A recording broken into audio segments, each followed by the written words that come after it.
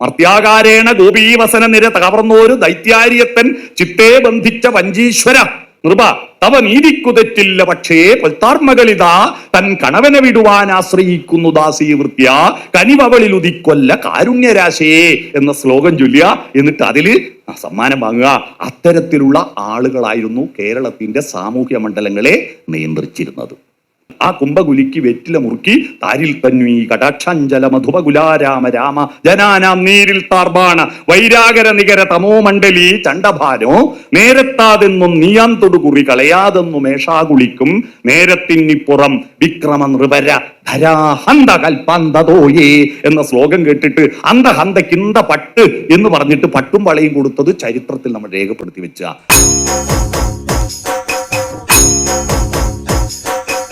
പാട്ടുകാരില്ലെങ്കിൽ, സാഹിത്യകാരന്മാരില്ലെങ്കിൽ, നാടകകൃത്തുകളില്ലെങ്കിൽ, KPSC ഇല്ലെങ്കിൽ, K Damodaran ഇല്ലെങ്കിൽ, തോപ്പിൽ ബാസി ഇല്ലെങ്കിൽ, പി ഭാസ്കരൻ ഇല്ലെങ്കിൽ, വയലാർ ഇല്ലെങ്കിൽ, ONV കുറുപ്പില്ലെങ്കിൽ കേരളത്തിന്റെ നവോത്ഥാന പ്രസ്ഥാനത്തിന്റെ ഗതി എന്താകുമായിരുന്നു? ഇപ്പോഴത്തെ ഗതി എന്താണ്? ഇപ്പോഴത്തെ ഗതി എന്താണ്? നിങ്ങൾ ആലോചിക്കുക. CK ഗോവിന്ദൻ നായർ എന്ന് പറയുന്ന അറിയപ്പെടുന്ന ഒരു നേതാവ് പ്രസിഡന്റായിരുന്ന കസേരയിൽ ഇരിക്കുന്ന ആളുടെ വീട്ടിൽ നിന്നാണ് കഴിഞ്ഞ ദിവസം കൂടോത്രം പൊരിച്ചത്. ആലോചിച്ച് നോക്കുക. കൂടോത്രം പൊരിക്കുക. അത് മറ്റ് എതിർകക്ഷികളല്ല, ഒരു പാർട്ടിക്കകത്തു നിന്ന് തന്നെ കൂടോത്രം പൊരിക്കാൻ പോകുന്നു. കേരളം എവിടെ എത്തി നിൽക്കുന്നു? നരബലി ഉണ്ടാകുന്നു. എന്താണ് കാരണം? പെരുമ്പുഴകളെല്ലാം മാറിയിട്ടിപ്പം മേഘവിസ്ഫോടന പ്രണയങ്ങളായി മാറി. ആ പുഴയുടെ തീരത്ത്, ജീവിതഗാന തീരത്തിരുന്നിട്ട് വീണ ധരിച്ചുകൊണ്ട് താളവും രാഗവും ലയവും ചേർത്തുകൊണ്ട് മാനവ മനോരാജ്യങ്ങളിൽ പാട്ടുപാടി നടന്ന പെരുമ്പഴയെ പോലെ, തിരുനെല്ലൂരിനെ പോലെ ഒരുപാട് മനുഷ്യർ ഉണ്ടായിരുന്നു കേരളത്തിൽ. അതിൽ നിന്ന് പകരം ഇപ്പോ നല്ല പുഴകളൊന്നുമില്ല. പുഴയെന്ന് പറയുന്നത് എന്താണ്? മേഘസ്ഫോടന പുഴയാണ്. ഒരു മഴ പെയ്യും, ആ മഴയുടെ വെള്ളപ്പൊക്കത്തിൽ കുത്തി ഒലിച്ചു പോകുന്നു. അതിന് യാതൊരു തീരം കുത്തി ഒഴുകുകയാണ്. ആ തീരത്ത് ഇരിക്കുന്ന ദുഃഖപുഷ്പങ്ങളെ താരാട്ടുപാടി ഉറക്കുകയല്ല പുഴയുടെ ദൗത്യം. ഒരു പഴയ പാട്ടോർമ്മയുണ്ടോ? കല്ലോലിനി എന്ന ജയേന്ദ്രൻ പാടിയ ഒരു പാട്ടുണ്ട്. അതിലൊരു വരിയുണ്ട്: ദിൻ തീരത്തു വിടരും ദുഃഖപുഷ്പങ്ങളെ താരാട്ടുപാടിയുറക്കൂ ഉറക്കൂ കല്ലോലിനി എന്ന പാട്ടോർമ്മയില്ലേ? എന്നാൽ ഇന്ന് പുഴകളെല്ലാം മാറി, മനുഷ്യൻ മാറുന്നതനുസരിച്ച് നമ്മുടെ പുഴയും മാറിയത് കണ്ടില്ലേ? ഇപ്പൊ ദുഃഖപുഷ്പങ്ങളെ താരാട്ടുപാടി ഉറക്കുകയല്ല, ദുഃഖമുണ്ടാക്കുന്ന പുഴകളാണ് ഇപ്പോൾ. കൂലം കുത്തി ഒഴുകിയിട്ട് അവിടെ തീരത്ത് താമസിക്കുന്ന ചെടികളെയും പൂക്കളെയും ഒലിപ്പിച്ചു കൊണ്ടുപോയി അവിടുത്തെ മനുഷ്യരുടെ വീടുകളിൽ ദുരന്തമുണ്ടാക്കുന്ന പുഴകളായിട്ട് നമ്മുടെ പുഴകൾ മാറുന്നത് സാഹിത്യരംഗത്തും കാണുന്നു. ഒരു വലിയ പ്രവാഹം, ഒരു കുത്തൊഴുക്ക് അതിൽ ഒലിച്ചു പോകുന്നു. ആ ഒലിച്ചു പോയി കഴിഞ്ഞാൽ പിന്നെ ആ പുഴയെപ്പറ്റി ചിന്തിക്കാൻ ആളില്ല. നിങ്ങൾ ഞാൻ കഴിഞ്ഞ തെരഞ്ഞെടുപ്പിൽ വെച്ച പാട്ടുകളെ പറ്റിയിട്ട് ഞാൻ ഒരു വേദിയിൽ പ്രസംഗിച്ചു, ഒരു സദസ്സിൽ, ഒരു കമ്മിറ്റിയിൽ പ്രസംഗിച്ചത് മാതൃഭൂമി പത്രം ചോർത്തി എടുത്തിട്ട് കഴിഞ്ഞ ദിവസം കൊടുത്തു.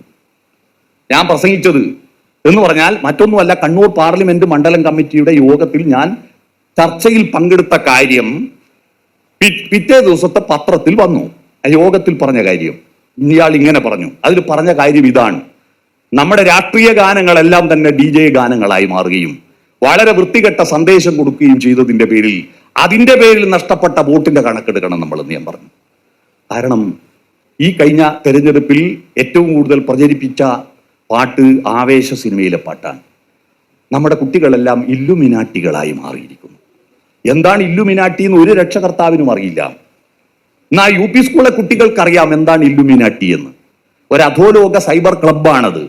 അത് അധോലോക ക്ലബ്ബായിരുന്നില്ല, അതൊരു നല്ല ക്ലബ്ബായിരുന്നു. പക്ഷെ ഇപ്പോൾ അത് അധോലോക ക്ലബ്ബാണ്. ലയൺസ് ക്ലബ്ബ് പോലെ, റോട്ടറി ക്ലബ്ബ് പോലെ ക്ലബ്ബാണ്. ആ ക്ലബ്ബിൽ കട്ടച്ചോര കൊണ്ട് ജ്യൂസ് അടിച്ച് സോഡാ സർബത്ത് അടിക്കുന്ന കാലമാണ്. ആ പാട്ടിൽ ഒരു വരിയാണ്. ആ പാട്ടിന്റെ ആ സിനിമയിൽ മറ്റൊരു പാട്ടുണ്ട്. ആ സിനിമക്കാരെയോ പാട്ട് എഴുത്തുകാരനെയോ ഞാൻ കുറ്റം പറയുന്നില്ല. കാരണം കാലത്തിന്റെ കണ്ണാടിയാണല്ലോ സാഹിത്യം എന്ന് പറയുന്നത്. ഇന്നത്തെ സമൂഹത്തിന്റെ യുവാക്കളുടെ ട്രെൻഡ് ആ പാട്ടിലുണ്ട്. ആ പാട്ട് മാതാപിതാക്കളെ മാപ്പ് എന്നാണ്. മാതാപിതാക്കളെ മാപ്പ്, ഇനി അങ്ങോട്ട് തന്നിഷ്ടക്കൂത്ത്, ഉന്നം മറന്നൊരു പോക്ക്, ഗുണപാഠങ്ങളോ മതിയാക്ക്, ഗുണപാഠങ്ങൾ മതിയാക്ക്, ഇതെൻ പാത എൻ അധികാരം, വഴിതെറ്റാനുമുണ്ട് അവകാശം. വഴി നടക്കാനുള്ള അവകാശത്തിന് വേണ്ടി വൈക്കം സത്യാഗ്രഹം നടന്ന നവോത്ഥാനത്തിന്റെ ഗുണഭോക്താക്കളായിട്ട് ഇപ്പൊ നല്ല ഭക്ഷണവും നല്ല വീടും നല്ല വിദ്യാഭ്യാസവും നല്ല പാർപ്പിടവും ഒക്കെ കിട്ടിയ കുട്ടികൾക്ക് എല്ലിന്റെ ഉള്ളിൽ കുത്തുക. അവര് പറയാ വഴി തെറ്റാനുമുണ്ട് അവകാശം. തനി നിറമെടുത്തെണിയണ നെഞ്ചെ കാട്ടുതോന്യാസം.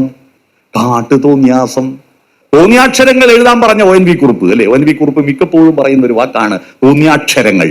ആ തോന്നിയാക്ഷരത്തിൽ നിന്ന് തോന്നിയാസത്തിലേക്കുള്ള മാറ്റമാണ് ഇപ്പൊ കേരള സംസ്കാരം. വഴി ഉണ്ടാക്കാനുള്ള സ്വാതന്ത്ര്യത്തിന് വേണ്ടിയിട്ടുള്ള സമരത്തിൽ നിന്ന് വഴി തെറ്റാനുള്ള അവകാശത്തിന് വേണ്ടിയിട്ട് പൊരുതുന്നതാണ് ഇന്ന് കേരള സംസ്കാരത്തിന്റെ മാറ്റം. ആ മാറ്റത്തിന്റെ ഭാഗമായി കേരളത്തിലെ വോട്ടിംഗ് നിലയിൽ മാറ്റം വന്നതിൽ എനിക്ക് ഒരത്ഭുതവുമില്ല. ഈ സാംസ്കാരിക പ്രവണതകളെ ചൂണ്ടിക്കാണിച്ചു കൊടുക്കാൻ നിയുക്തരായിരിക്കുന്ന സാഹിത്യകാരന്മാര്, കവികള്, ലേഖകന്മാര് സമൂഹത്തിന്റെ പ്രകാശഗോപുരങ്ങളായി മാറേണ്ടവരെല്ലാം അക്കാദമികളിൽ അന്ത്യവിശ്രമം കൊള്ളുകയാണ്, അക്കാദമികളിൽ അഭയം പ്രാപിക്കുകയാണ്. നമ്മുടെ ഗവേഷകന്മാര്, കഴിഞ്ഞ ദിവസം ഡോക്ടർ വത്സലൻ പാതുശ്ശേരി മാഷെ കാണാൻ വേണ്ടിയിട്ട് ഞാൻ തൃശ്ശൂർ സാഹിത്യ അക്കാദമിയിൽ പോയി. അവിടെ കുറെ ഗവേഷക വിദ്യാർത്ഥികളെ കണ്ടു. അപ്പോൾ ഒരാളോട് ഞാൻ ചോദിച്ചു, എന്താണ് നിങ്ങളുടെ ഗവേഷണത്തിന്റെ വിഷയം? അന്നേരം അദ്ദേഹം പറഞ്ഞത് 1980-കൾക്ക് ശേഷം ഇറങ്ങിയ സിനിമകളിലെ പ്രേത സാന്നിധ്യം. ഗവേഷണത്തിന്റെ വിഷയം 80-കൾക്ക് ശേഷം ഇറങ്ങിയ, അതിൽ ഭാർഗവി നിലയം ഇല്ല, ശ്രീകൃഷ്ണ പരുന്തും ഇല്ല, ഡിജിറ്റൽ പ്രേതങ്ങളാണല്ലോ അല്ലെ. 80-കൾക്ക് ശേഷം ഇറങ്ങിയ സിനിമകളിലെ ഡിജിറ്റൽ പ്രേതങ്ങൾ. ആ പ്രേതങ്ങളെ പറ്റിയിട്ട് ഗവേഷണം നടത്തുകയും അതിനു വേണ്ടിയിട്ട് സ്കോളർഷിപ്പ് കൊടുക്കുകയും അതിനു വേണ്ടിയിട്ട് ഒരു ഗൈഡ് അത് പരിശോധിക്കുകയും ചെയ്യുന്ന എന്തൊരു വ്യർത്ഥമായിരിക്കുന്ന വൃത്തികേടാണ് നടക്കുന്നത്, നിങ്ങൾ ആലോചിച്ച് നോക്കുക. അതുകൊണ്ട് നമ്മുടെ സാംസ്കാരിക രംഗം, രാഷ്ട്രീയ പരിപ്രേക്ഷ്യം, പൊളിറ്റിക്കൽ കറക്റ്റ്നെസ് ഇല്ലാത്ത സംസ്കാരവും സാംസ്കാരിക പരിപ്രേക്ഷ്യമില്ലാത്ത രാഷ്ട്രീയവും നമ്മുടെ കേരളത്തെ ദുരന്തത്തിലേക്ക് നയിക്കും. കേരളത്തിന്റെ ദുരന്തത്തിൽ ഈ കഴിഞ്ഞ തെരഞ്ഞെടുപ്പിൽ ഞാൻ ആശങ്കപ്പെട്ടത് ഇവിടുത്തെ മുന്നണിയുടെ വോട്ടിംഗ് സംവിധാനത്തെ കുറിച്ചല്ല, ഇവിടെ ഇടതുപക്ഷത്തിന് എത്ര വോട്ട് കിട്ടിയെന്നോ എത്ര സീറ്റ് കിട്ടിയോന്നതല്ല. കേരളം എന്ന ഈ സാംസ്കാരിക ഭൂമിക നേരിടാൻ പോകുന്ന രാഷ്ട്രീയ ദുരന്തത്തെ കുറിച്ചാണ് ഞാൻ ആശങ്കപ്പെട്ടത്. എന്താണ് ഇവിടെ സംഭവിക്കാൻ പോകുന്നത്? ഇവിടെ ചോദ്യങ്ങൾ പെരുമ്പഴയുടെയും കേരളത്തിലെ സാംസ്കാരിക നായകന്മാരുടെ ഏറ്റവും വലിയ പ്രത്യേകത അവരുത്തരങ്ങളായിരുന്നില്ല, ചോദ്യങ്ങളായിരുന്നു ഉന്നയിച്ചത്. ചോദ്യങ്ങൾ ഉന്നയിക്കുന്ന ഒരു സംസ്കാരം ഇന്ത്യയിൽ ഇല്ലാത്തത് കൊണ്ടാണ് ഇന്ത്യ തകർന്നു പോയത്. പ്രവാചകന്മാരെ പറയൂ പ്രഭാതമകലയാണോ, ഇത് ചോദ്യമായിരുന്നു. പ്രപഞ്ച ശില്പികളെ പറയൂ പ്രകാശമകലയാണോ. സ്വർഗവാതിൽ പക്ഷി ചോദിച്ചു ഭൂമിയിൽ സത്യത്തിന് എത്ര വയസ്സായി, അതൊരു ചോദ്യമായിരുന്നു. വിത്തനാഥന്റെ ബേബിക്ക് പാലും നിർധന ചെറുക്കൻ ഉമിനീരും ഈശ്വരേച്ഛയല്ല, ആണെങ്കിൽ ആ ഈശ്വരനെ ചവിട്ടുക നമ്മൾ എന്നത് ഒരു കലാപമായിരുന്നു. അത്തരത്തിൽ കലാപങ്ങളും ചോദ്യങ്ങളും ഇല്ലാത്തത് കൊണ്ടാണ് ലോകത്ത് വിവേകം കിഴക്കുന്നു ഉദിക്കുന്നു എന്ന് പണ്ട് പാശ്ചാത്യര് പറയാറുണ്ട്. Wisdom arise from east. വിവേകം കിഴക്ക് എന്ന് പറഞ്ഞാൽ നമ്മളല്ലേ. 1,64,000 ശ്ലോകങ്ങളുള്ള 10-20,000 കഥാപാത്രങ്ങളുള്ള മഹാഭാരതം പോലുള്ള ഒരു പുസ്തകം എഴുതിയത് ഒരു ചെറിയ ബുദ്ധി അല്ലല്ലോ. രാമായണവും അഷ്ടാദശ പുരാണങ്ങളും ഉപനിഷത്തുകളും ഭാഗവതവും അല്ലേ, ഗീതയും വേദങ്ങളും ഒക്കെ എഴുതിയത് ഒരു ചെറിയ ബുദ്ധി അല്ലല്ലോ. അത്രയും വിവരം ഉണ്ടായിരുന്നു നമുക്ക്. ഒന്ന് പോട്ടെ, അതൊക്കെ വിട്. നമ്മുടെ മെൻഡലിയേഫിന്റെ പട്ടികയും 104 മൂലകങ്ങളും മൈക്രോസ്കോപ്പും ഫണലും ടെസ്റ്റ് ട്യൂബും പരീക്ഷണശാലകളും ഒക്കെ ഉണ്ടായതിനു ശേഷമാണ് നമ്മുടെ മോഡേൺ മെഡിസിൻ ഉണ്ടായത്. ഇംഗ്ലീഷ് മരുന്ന് ഉണ്ടായത്. എന്നാൽ ഈ ഇംഗ്ലീഷ് മരുന്ന് ഉണ്ടാകുന്നതിനും ആയിരക്കണക്കിന് വർഷം മുമ്പ് പരീക്ഷണശാലകളൊന്നും ഇല്ലാതെ, മൈക്രോസ്കോപ്പ് ഒന്നും ഇല്ലാതെ നമ്മുടെ നാട്ടിലെ ചെടികളുടെയും വൃക്ഷങ്ങളുടെയും ഇലയും പൂവും തണ്ടും പേരും വായയാകുന്ന പരീക്ഷണശാലയിൽ ചവച്ചരച്ചിട്ട് അതിന്റെ അമ്ലഗുണവും ക്ഷാരഗുണവും കണ്ടെത്തിയിട്ട് അത് വാദത്തിന് പറ്റുമോ, പിത്തത്തിന് പറ്റുമോ, കഫത്തിന് പറ്റുമോ എന്ന മട്ടിൽ ചരകനും സുശ്രുതനും ആയിരക്കണക്കിന് ആയുർവേദ ഗ്രന്ഥങ്ങൾ, കഷായങ്ങൾ, അരിഷ്ടങ്ങൾ, ഗുളികകൾ, തൈലങ്ങൾ ഉണ്ടാക്കി വെച്ചത് ഇപ്പോഴും നമ്മൾ പിന്തുടരുന്നു. അതൊരു ചെറിയ ബുദ്ധിയാണോ? കൊളംബസ് അമേരിക്ക കണ്ടുപിടിക്കുന്നതിന് 1000 കൊല്ലം മുമ്പ് ഇന്ത്യയിൽ യൂണിവേഴ്സിറ്റികൾ ഉണ്ടായിരുന്നു, നളന്ദയുണ്ടായിരുന്നു, തക്ഷശില ഉണ്ടായിരുന്നു. ഇത്രയും അറിവുണ്ടായിട്ട്, ഇത്രയും പ്രഗത്ഭരുണ്ടായിട്ട്, ഇത്രയും ഫലപുഷ്ടമായ ഭൂമി ഉണ്ടായിട്ട് എന്തേ നമുക്ക് പറ്റി? പട്ടിണി റാങ്കിങ്ങിൽ ഇന്ത്യ 111 സ്ഥാനത്തെത്തിയത് എന്തേ? ആ ഉത്തരമാണ് നമ്മൾ കണ്ടെത്തേണ്ടത്. എന്തേ നമുക്ക് പറ്റി? ഇപ്പോഴും ഇന്ത്യയിൽ കൂടോത്രങ്ങളുടെയും മന്ത്രങ്ങളുടെയും രാജ്യമായി മാറുന്നത് എന്തേ? ഒരു സ്വാമിയെ കാണാൻ പോയിട്ട് 125 ആള് ചവിട്ടും കുത്തുമായിട്ട് മരിച്ചതെന്തേ? നിങ്ങൾ ആലോചിച്ച് നോക്കൂ. ഇവന്റ് മാനേജ്മെന്റിന്റെ സമർത്ഥരായ ആളുകളില്ലാത്ത ഒരൊറ്റയാളെ ഇനി സ്വാമിയാകാൻ അനുവദിക്കരുത്. നല്ല ഇവന്റ് മാനേജ്മെന്റ് ഗ്രൂപ്പ് ഉണ്ടോ? സ്വാമിയാകാനുള്ള ഏറ്റവും വലിയ യോഗ്യത നല്ല ഇവന്റ് മാനേജ്മെന്റ് ഗ്രൂപ്പ് ഉണ്ടെങ്കിലേ സ്വാമിയാകാൻ പാടുള്ളൂ. ഇല്ലെങ്കിൽ ആള് മരിച്ചു പോകും, ദുരന്തങ്ങൾ ഉണ്ടാകും. അത്തരത്തിൽ ഇന്ത്യയെ തകർന്നതെന്തേ? അവിടെയാണ് ചോദ്യങ്ങളില്ലാത്ത നാട്. ദക്ഷിണാമൂർത്തി സ്തവത്തിൽ പറയുന്നു, വൃക്ഷം വടതരുർ മൂലേ ഗുരുർ യുവാ ശിഷ്യ വൃദ്ധാര ഗുരോസ്തു മൗനം വ്യാഖ്യാനം ശിഷ്യാസ്തു ചിന്ന സംശയ. വടവൃക്ഷത്തിന്റെ ചോട്ടിൽ യുവാവായിരിക്കുന്ന ഗുരുവും വൃദ്ധരായിരിക്കുന്ന സന്യാസിമാരായ ശിഷ്യന്മാരിയിരിക്കുന്നു, മൗനത്തിലൂടെ വ്യാഖ്യാനിക്കുന്നു. ഒരു സംശയമില്ല, ചോദ്യം ചോദിക്കാതെ ഉത്തരങ്ങൾ മാത്രം പഠിക്കുന്ന ഒരു തലമുറയാണ് ഇന്ത്യയിൽ വളർന്നത്. അതുകൊണ്ടാണ് ഇത്രയും വിവരം ഉണ്ടായിട്ട് ഈ ഹാളിലുള്ള ഏതെങ്കിലും ഒരു സാധനം ഇന്ത്യക്കാർ കണ്ടുപിടിച്ചതുണ്ടോ? നമ്മൾ എന്തേ ചിന്തിക്കാത്തത്? ഈ മൈക്ക് കണ്ടുപിടിച്ച വെള്ളക്കാരാണ്, വാച്ച് കണ്ടുപിടിച്ച വെള്ളക്കാരാണ്, മൊബൈൽ ഫോൺ കണ്ടുപിടിച്ച വെള്ളക്കാരാണ്, കടലാസും അറ്റടിയും കണ്ടുപിടിച്ച വെള്ളക്കാരാണ്, സിമെന്റ് കണ്ടുപിടിച്ച വെള്ളക്കാരാണ്, ബൾബ് കണ്ടുപിടിച്ചത്, ഫാന് കണ്ടുപിടിച്ചത്, കാറ് കണ്ടുപിടിച്ചത്, റോഡിന്റെ താറ് കണ്ടുപിടിച്ചത് എല്ലാം വെള്ളക്കാരാണ്. ഇത്രയും വിവരമുണ്ടായിട്ട് നമ്മൾ കണ്ടുപിടിച്ചത് എന്തേ ഇവിടെ ഉള്ളത്? എന്തുകൊണ്ട് പറ്റി? അറിവില്ലാഞ്ഞിട്ടാണോ? ഇവിടുത്തെ പ്രകൃതി വിഭവങ്ങൾ ഇല്ലാഞ്ഞിട്ടാണോ? അല്ല, അതിന്റെ വിഷയം കരംചന്ദ് ഗാന്ധിമാരുണ്ടായില്ല എന്നതാണ്. കർമ്മവും ചിന്തയും ഒരുമിച്ച് ചേർത്തില്ല. സുകുമാർ അഴീക്കോട് കരംചന്ദ് ഗാന്ധിക്ക് കൊടുത്ത വ്യാഖ്യാനമാണ് മോഹൻദാസ് കർമ്മചിന്ത ഗാന്ധി. കരംചന്ദ് ഗാന്ധിയെ കർമ്മചിന്ത ഗാന്ധി. ഇന്ത്യയിൽ ചിന്തിക്കുന്നവൻ പണിയെടുത്തില്ല, പണിയെടുക്കുന്നവൻ ചിന്ത കിട്ടിയില്ല, അറിവ് കിട്ടിയില്ല. പണിയെടുക്കുന്നവൻ ശൂദ്രനക്ഷര സംയുക്ത ദൂരത പരിവർജിയൽ. വേദേതിഹാസാദി വിഭൂതിയെല്ലാം മേൽജാതിയുടെ പൈതൃകം. അവരാണെങ്കിലോ ഒരു പണിയെടുക്കില്ല. അവരിങ്ങനെ മുറുക്കി തുപ്പി കുംഭക്കൊടലും കുലുക്കി നിൽക്കും. ഈ കുംഭക്കൊടലിന് കേരള രാഷ്ട്രീയത്തിൽ, കേരള സമൂഹത്തിന്റെ സംസ്കാരത്തിൽ പ്രസക്തി വർദ്ധിച്ചിരിക്കുന്ന ഒരു കാലഘട്ടമാണ്. നിങ്ങൾ ശ്രദ്ധിച്ചിട്ടുണ്ടോ? നിങ്ങൾ വളരെ നിരീക്ഷിച്ചു നോക്കൂ. റിട്ടയർ ആയിരിക്കുന്ന ഉദ്യോഗസ്ഥന്മാരെല്ലാം തന്നെ അമ്പല കമ്മിറ്റികളിലേക്ക് ചേക്കേറുകയാണ്. അവർക്ക് വേണ്ട യോഗ്യത എന്താണ്? വെടിക്കല, കുംഭ പുറത്തു രോമം, കഷണ്ടിയും കഞ്ഞി വിഴിഞ്ഞ മുണ്ടും എന്ന് പുരുഷ ലക്ഷണം പണ്ട് പറഞ്ഞിരുന്നു. കുംഭ വേണം. കുംഭ എന്ന് പറഞ്ഞാൽ ഞങ്ങളുടെ നാട്ടിലൊക്കെ ഈ ഉത്സവ പറമ്പിൽ തെയ്യൂ തറയൊക്കെ ഉണ്ടാവുമ്പോൾ ബലൂൺ ഊതി പൊതിച്ചിട്ട് ഉള്ളിന്ന് വലിച്ചിപ്പറക്കിട്ടു ഒരു കുഴിയുള്ള ഒരു ബലൂൺ ഉണ്ട് ഇവിടെ ഉണ്ടാത്. എന്നിട്ടൊരു ഒരു റബ്ബറിന്റെ നൂലുള്ള ബലൂൺ, അതുപോലുള്ള ഒരു വയറ് പൊക്കിളങ്ങ് കുഞ്ഞിട്ട് വലിയ കുംഭയുണ്ടെങ്കിൽ നാട്ടിൽ മുഖ്യസ്ഥനാവാം. പണ്ട് അരവയർ, ഒട്ടിപ്പിടിച്ച അരവയറുമായിട്ട് ജനങ്ങളുടെ മുഖത്തേക്ക് ആർദ്രമായി നോക്കുന്ന കണ്ണുള്ള, മുഖത്ത് പ്രസാദമുള്ള, ഇച്ഛാശക്തിയുടെ കണ്ണുകളിൽ പ്രകാശമുള്ള മനുഷ്യരായിരുന്നു നമ്മുടെ നാട്ടിലെ സാമൂഹ്യ നേതാക്കൾ. ഇപ്പോഴ് ഒരു വേഷ്ടിയും പൊതച്ചിട്ട് കുംഭക്കൊടലും കുലുക്കിയിട്ട് നടക്കുന്നവരാണ് ഞങ്ങളുടെ നാട്ടിലൊക്കെ. ഇപ്പോൾ നാട്ടിലെ മുഖ്യസ്ഥന്മാര്, ക്ഷേത്ര കമ്മിറ്റിയുടെ ഭാരവാഹികൾ. പൈസ പിരിക്കണ്ട, ഇങ്ങോട്ട് വന്നോളല്ലോ. അവരെല്ലാം റിട്ടയർഡ് അധ്യാപകര്. പണ്ട് മാഷന്മാരെല്ലാം പിരിഞ്ഞാ പിന്നെ പൊളിറ്റിക്സിലാ. ഇപ്പൊ മാഷന്മാരെല്ലാം പിരിഞ്ഞാ പിന്നെ അമ്പല കമ്മിറ്റിയിലാ. അതിലേക്ക് പോകുന്നു. കുംഭക്കൊടലിന്റെ പ്രസക്തി വർദ്ധിക്കുന്നു കേരളത്തിൽ. നിങ്ങൾ ശ്രദ്ധിച്ചോ?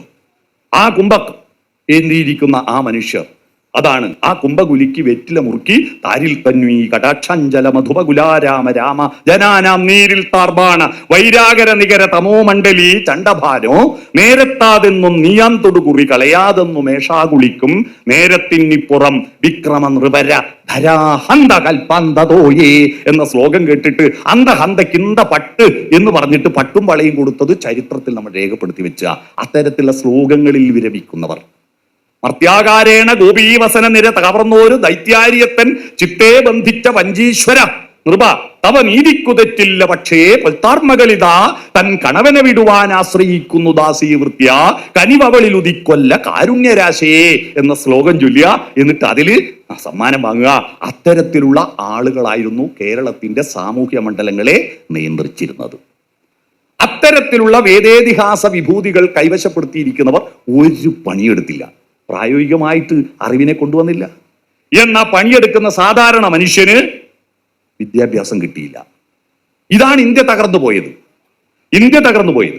എന്നാൽ ആ ഇന്ത്യയിൽ സാധാരണ മനുഷ്യൻ പുലേനെ സ്കൂളിൽ വിദ്യാഭ്യാസം തന്നിട്ടില്ലെങ്കിൽ നിങ്ങളുടെ വയലുകളിൽ മുട്ടിപ്പൊല്ല് മുളക്കും എന്ന് പ്രഖ്യാപിച്ച നവോത്ഥാന നായകന്റെ ഈ കേരളത്തിൽ പുലേനെന്നോ ആദിവാസിയെന്നോ ഒന്നും നോക്കാതെ എല്ലാവരെയും സ്കൂളിൽ പഠിപ്പിച്ചപ്പോ ഇപ്പോ എന്താ? നമ്മുടെ വയലുകളെല്ലാം വീണ്ടും മുട്ടിപ്പൊല്ല് മുളക്കാൻ തുടങ്ങി. വയലുകളെല്ലാം ഇപ്പൊ പുല്ല് മുളച്ചിരിക്കുക. കൃഷി ചെയ്യുന്നില്ല. www.com MD നടിച്ച മസാല ദോശ ഡൗൺലോഡായി കിട്ടുമെന്ന് വിചാരിക്കുകയാണ്. കമ്പ്യൂട്ടറിൽ നിന്ന് മസാല ദോശയും നെയ്റോസ്റ്റും കിട്ടുമോ? പണിയെടുക്കാൻ മടിച്ചിട്ട് വിദേശത്ത് പോയി പണിയെടുക്കുന്ന ഒരു പുതിയ തലമുറ നമ്മളിൽ ഉയർന്നു വരുന്നു. അവരാണ് ഇല്ലുമിനാട്ടികളായി മാറിയത്. ആ ഇല്ലുമിനാട്ടികളുടെ ലോകത്ത് ഇതിനേക്കാൾ നല്ലൊരു റിസൾട്ട് നിങ്ങൾ തെരഞ്ഞെടുപ്പിൽ പ്രതീക്ഷിക്കുന്നുണ്ടോ?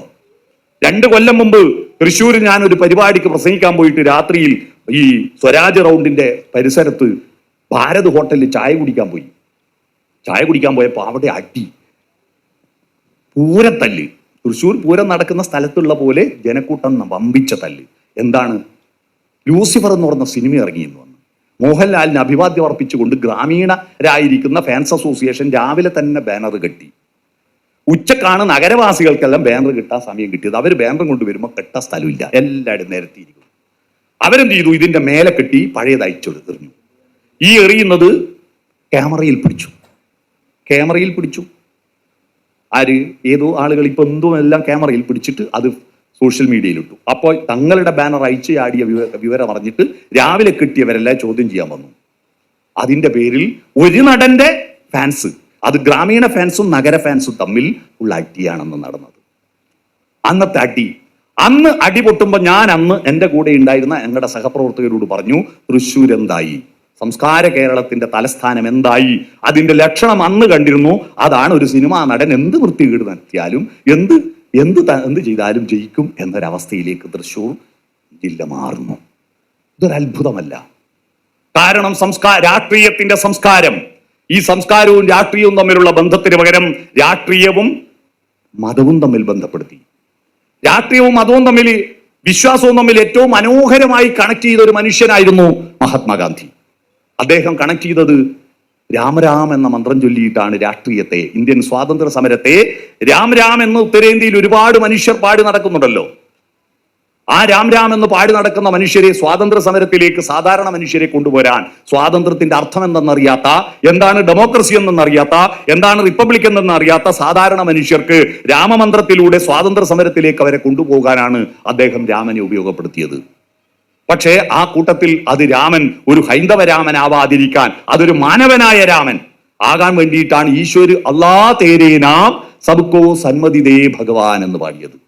എന്നാൽ ഇപ്പൊ ഇന്ത്യൻ രാഷ്ട്രീയം 40 കൊല്ലമായിട്ട് 2.5 അടി നീളമുള്ള ഒരു വിഗ്രഹത്തിൽ കേന്ദ്രീകരിക്കുകയല്ലേ. അദ്വാനിയുടെ രഥയാത്ര നടന്ന അന്ന് മുതൽ ഇന്ത്യൻ രാഷ്ട്രീയം പൂർണ്ണമായിട്ട് 2.5 അടി നീളമുള്ള ആ ബാബറി മസ്ജിദിന്റെ അകത്ത് കൊണ്ടുപോയിട്ട ഒരു വിഗ്രഹത്തെയാണ് കേന്ദ്രീകരിച്ചത്. എല്ലാവരും അത് അവർ പറയുമ്പോഴും രാമക്ഷേത്രം ബാബറി മസ്ജിദ്, നമ്മൾ പറയുമ്പോഴും രാമക്ഷേത്രം ബാബറി മസ്ജിദ്. ജനങ്ങളുടെ പ്രശ്നമോ സാംസ്കാരിക പ്രശ്നങ്ങളോ അവിടെ ഒന്നും തന്നെ ഭീഷ്മസാഹിനി വന്നില്ല. അവിടെ ഒന്നും തന്നെ ഇന്ത്യയിലെ അറിയപ്പെട്ട സാഹിത്യകാരന്മാർ വന്നില്ല, സാഹിത്യകാരികൾ വന്നില്ല, കവികൾ വന്നില്ല. ഇന്ത്യയിലെ അറിയപ്പെടുന്ന സിനിമകളൊന്നും തന്നെ സാംസ്കാരിക വിഷയങ്ങളെ അഭിമുഖീകരിച്ചില്ല. കേരളത്തിൽ അറിയപ്പെട്ട സിനിമകളെല്ലാം ഏറ്റവും കൂടുതൽ ബോക്സ് ഓഫീസ് അല്ലേ ഭേദിച്ച സിനിമകൾ ഏതൊക്കെയാ? എല്ലാം ഫ്യൂഡലിസത്തിന്റെ എട്ടുകാഴ്ചകളായിരുന്നില്ലേ? നിങ്ങൾ നോക്കൂ, കേരളത്തിൽ ഹിസ് ഹൈനസ് അബ്ദുള്ള അല്ലേ, ഹിസ് ഹൈനസ് ആണ്. ഭരതം സംഗീതം ക്ലാസിക് ധാർവാഡ് അല്ലേ, കമലദളം അല്ലേ, സർഗം പാട്ട്, ഇതൊക്കെ മോശ സിനിമയാണെന്ന് എനിക്ക് അഭിപ്രായമില്ല. പക്ഷെ അതെല്ലാം ഫ്യൂഡലിസവുമായി ബന്ധപ്പെട്ടതാണ്. എല്ലാം ഫ്യൂഡലിസവുമായി ബന്ധപ്പെട്ട സിനിമകളാണ് കേരളത്തിൽ ഏറ്റവും കൂടുതൽ ടിക്കറ്റ് ചെലവഴിച്ചത്. 4 കെട്ടും നടുമുറ്റവും ശാസ്ത്രീയ സംഗീതവും. ശാസ്ത്രീയ സംഗീതത്തിന് ഞാൻ എതിരൊന്നുമല്ല. പക്ഷേ ആ സംഗീതം നമ്മൾ കേരളത്തിൽ പാട്ടിനേക്കാൾ കൃഷിക്ക് പ്രാധാന്യം കൊടുക്കണമെന്നൊരു പാട്ടുണ്ടായിരുന്നു, ഓർമ്മയുണ്ടോ? എനിക്ക് മാതമംഗലം സ്കൂളിലെ ഒരു കുട്ടിക്ക് മികച്ച കുട്ടി കർഷകന്റെ അവാർഡ് കിട്ടി. അവന്റെ സ്വീകരണ പരിപാടിയിൽ പ്രസംഗിക്കാൻ പോയിരുന്നു. ഞാൻ കേട്ട ഏറ്റവും സുന്ദരമായ പ്രസംഗം ആ കുട്ടിയുടെ മറുപടി പ്രസംഗമായിരുന്നു. അവൻ മറുപടി പ്രസംഗത്തിൽ പാടിയത് പഴയ ഒരു സിനിമാ ഗാനമാണ്. അവൻ പാടിയത് ചെമ്പക പൂങ്കാവനത്തിലെ പൂമരച്ചോട്ടിൽ പണ്ടൊരിക്കലൊരാട്ടിടയൻ തപസ്സിരുന്നു, വിണ്ണിൽ നിന്നും വന്നിറങ്ങിയ ഭഗവാനപ്പോൾ ഒരു ചന്ദനത്തിൽ മണി വീണ അവനു നൽകി. മണിവീണക്ക് പകരം ഒരു ആൻഡ്രോയിഡ് ഫോണാന്ന് വിചാരിച്ചാൽ മതി ഇന്നത്തെ കാലഘട്ടത്തിൽ. തങ്ക സ്വപ്ന ശതങ്ങളാം തന്ത്രികൾ കെട്ടി അതിൽ സുന്ദര പ്രതീക്ഷകൾ തൻ ചായം പൂരട്ടി ആർത്തലയ്ക്കും ഹൃദയത്തിൽ തുളുമ്പിയ രാഗങ്ങൾ രാത്രിയും പകലും അവൻ വീണയിൽ മീട്ടി. രാവും പകലും ഇതല്ലേ ഇപ്പോ. രാത്രി 12 മണിക്കാണ് കുട്ടികൾ മിക്കതും ഉറങ്ങുന്നത്, വീണയിൽ മീട്ടുകയാണ്. ഏത് വീണാധാരിയാ? ഞാനൊരു വീണാധാരി. ജീവിതഗാനമല്ല. ഇതിൽ ജീവിതഗാനം ഉണ്ടോ? ഇല്ല. ആ തീരവിഹാരിയല്ല. ആ മധുര സംഗീതത്തിൻ ലഹരിയാലെ സ്വന്തം ഭൂമി ദേവിയെ പാവം മറന്നുപോയി. ശ്യാമളമാം ഭൂമിയാകെ പാഴ്മരുവായി മാറിപ്പോയി. പാവമപ്പോൾ പശിയാലെ പാട്ടു നിർത്തി. വിശന്നപ്പോ പാട്ട് നിർത്തിയിട്ട് കാത്തു നിൽക്കും വയലിൽ തൻ കലപ്പയൂന്നി. സ്വന്തം വേർപ്പു കൊണ്ടു വിതയ്ക്കുവാൻ അവനിറങ്ങി. എന്നുമെന്നും സമൃദ്ധിതൻ പൊന്മണികൾ വിളയിക്കാൻ മന്നിതിന്റെ മകനായിട്ടവനിറങ്ങി. കർമ്മണ്യതയിലേക്ക് ഗാനത്തിലൂടെ കൊണ്ടുപോകുന്ന ഒരു കാലഘട്ടത്തിൽ നിന്ന് മാറിയിട്ടിപ്പോ ആധുനിക ടെക്നോളജി അകർമ്മണ്യതയിലേക്ക് യുവതലമുറയെ നയിച്ചുകൊണ്ടിരിക്കുകയാണ്.